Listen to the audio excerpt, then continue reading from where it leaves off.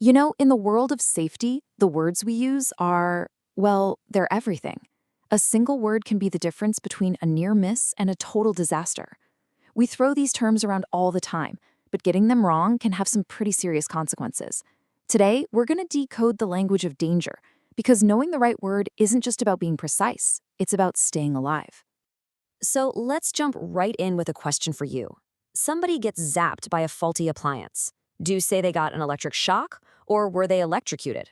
I mean, they sound the same, right? But here's the thing. One of those terms describes a really, really bad day with a serious injury. The other one, it means it was their last day. Stick with me and you'll understand why that difference is so critical. Now, all these nitpicky definitions we're about to break down, they aren't just from a textbook. They come from detailed safety analyses, reports that are often written after something has gone horribly wrong. So let's start with the absolute bedrock of how we keep people safe in the first place. Okay, when you're building any kind of safety strategy, you start from the ground up with two fundamental ideas: prevention and protection. They sound almost identical, but trust me, they are two completely different ways of looking at and handling risk. Prevention is all about being proactive. It's your first line of defense. It's every single thing you do to stop the bad thing from ever happening. You're trying to drop the chances of it occurring to zero. Protection, on the other hand, is your backup plan. It basically assumes that prevention might fail, and its entire job is to make the damage, the consequences, as small as possible.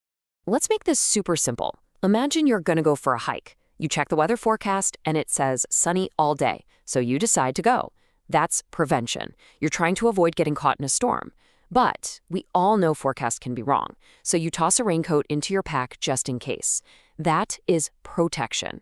See, a good safety plan needs both. You can't just cross your fingers and hope for the best. You have to be ready for when things don't go according to plan. Okay, so you've got your prevention and protection systems all set up. But what happens when one of those systems itself just quits? We might say it failed or it broke down, and we use those terms interchangeably. But to a safety investigator, those two words describe totally different parts of the problem. This one's a little subtle, but it's so important. A failure is the event.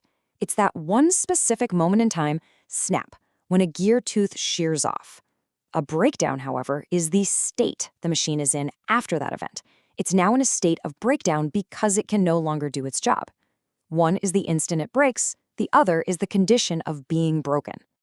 Yup, it's pure cause and effect. A component fails, and that one event causes the entire system to have a breakdown.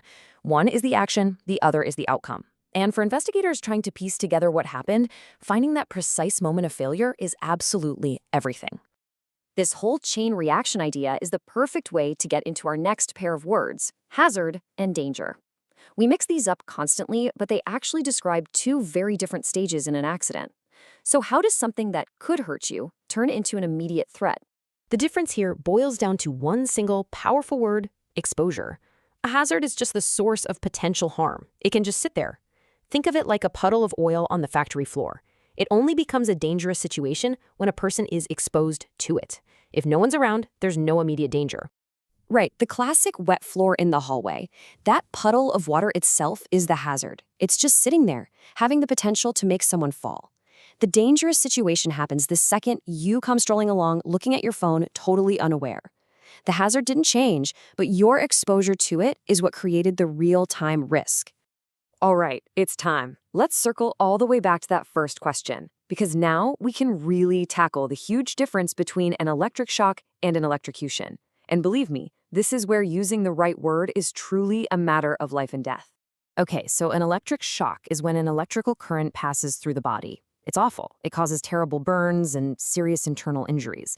It is incredibly dangerous. But electrocution, that's different. It's specifically when the current takes a fatal path right through the heart, causing immediate cardiac arrest. And that is the absolute bottom line.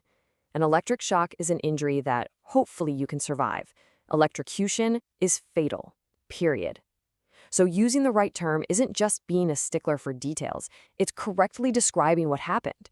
It's the difference between calling for an ambulance and calling for the coroner. So we've gone from the split-second danger of electricity to a threat that builds over time: fire. And, you guessed it, there's a very specific language for describing how fire escalates, and it all comes down to temperature. Okay, it all begins with a flash point. That's the temperature where a liquid gives off just enough vapor to ignite with a little poof. But the flame immediately goes out. It can't sustain itself. Now crank up the heat, and you hit the fire point. At this temperature, there's enough vapor to catch fire and stay burning.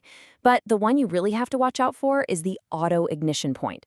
Get something that hot, and it just bursts into flames all by itself. No spark, no flame, nothing. It just goes. And now for our grand finale. We are going out with a bang. Literally, what's the real difference between two types of explosions, a deflagration and a detonation? You might be surprised at just how simple and, well, elegant the answer is.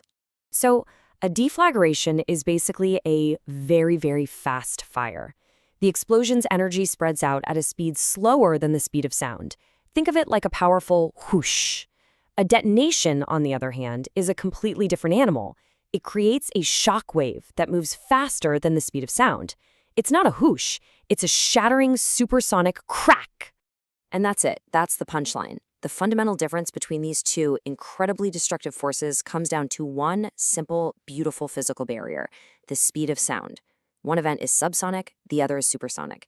And that one distinction changes absolutely everything. So there you have it. From preventing a risk to surviving one, the language we use really does shape our world. And this kind of precision isn't just for experts, it's a tool for all of us. I guarantee the next time you see a danger wet floor sign, you won't just see a warning.